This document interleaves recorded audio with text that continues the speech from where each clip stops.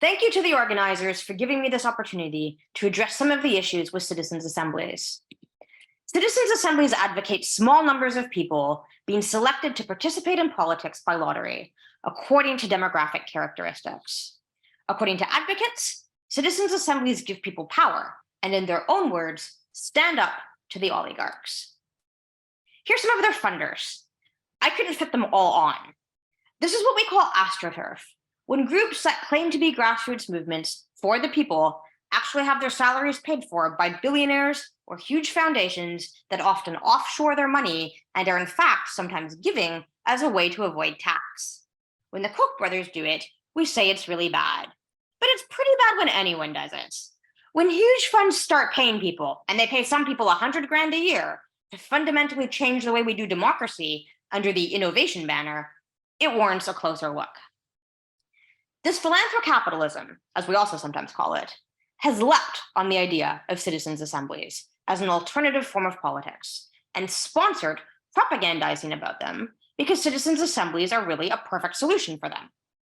Citizens' assemblies advocate reducing democracy to a situation where a very small and thus easily controlled group of people discuss a pre-decided issue for a limited amount of time, listening to carefully selected experts under controlled facilitation, because democracy is just too precious to do in the wild.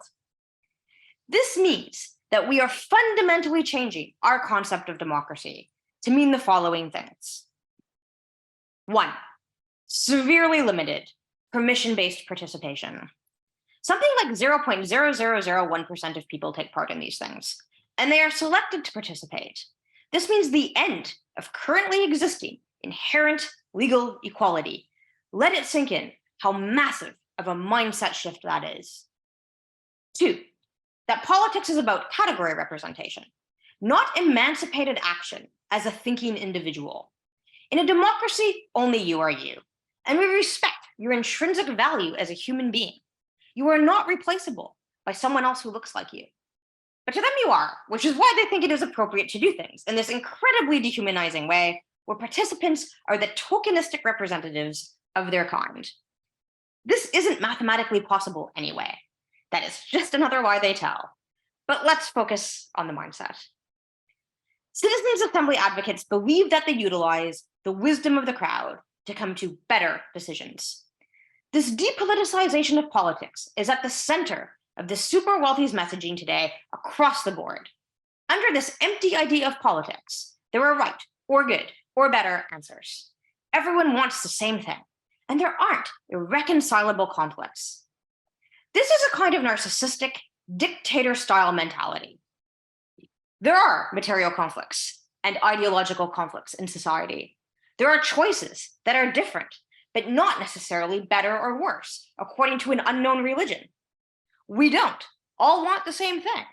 Practically none of us wants the same things that very rich people do. Democracy provides a way for those conflicts to be mediated, but not erased. Again, as with representation, the wisdom of the crowd doesn't even function the way citizen assembly advocates think it does. But let's focus on the mindset, which is one of depoliticization. 4, that those who normally participate in politics should be sidelined. Citizen assembly advocates typically praise this process for involving people with no prior interest or knowledge about the topic at hand. We can see how this makes sense, because they believe they are informing people very carefully, so the less information you arrive with, the easier that's going to be to do. The more highly informed and confident people who are typically active in politics are not as easy to re-educate. So we're removing a pluralistic active form of democracy, in fact, denigrating those people as the usual suspects, and replacing it with a passive monoculture, where selected participants get their words, information from the organizers with little ability to scrutinize it. 5, that telling a good story is more important than the truth. Something that has personally annoyed me is how willing advocates have been to repeatedly lie about both ancient Athens and Ireland in the service of spreading their propaganda. Ancient Athenian democracy did not run on careful sortition. That's a joke. Ireland did not decide to allow abortion through a citizens' assembly that informed us. How ignorant do they think we are? Many citizen assembly advocates are obsessed with constructing narratives and storytelling, their words, and they are not interested in the complex reality or that democracy is a place of contestation, which is why so much of their gross oversimplifications are fact-free. It goes down smoothly, even if it never happened. That's all the time I have today, but I hope it makes clear that we're dealing with a concerted effort to change the nature of democracy, and not for the better. If you would like to read a little more, I have 2 books here, and of course, feel free to Google for shorter articles on this issue. But definitely don't just take the often paid for propaganda and swallow it whole. Thank you.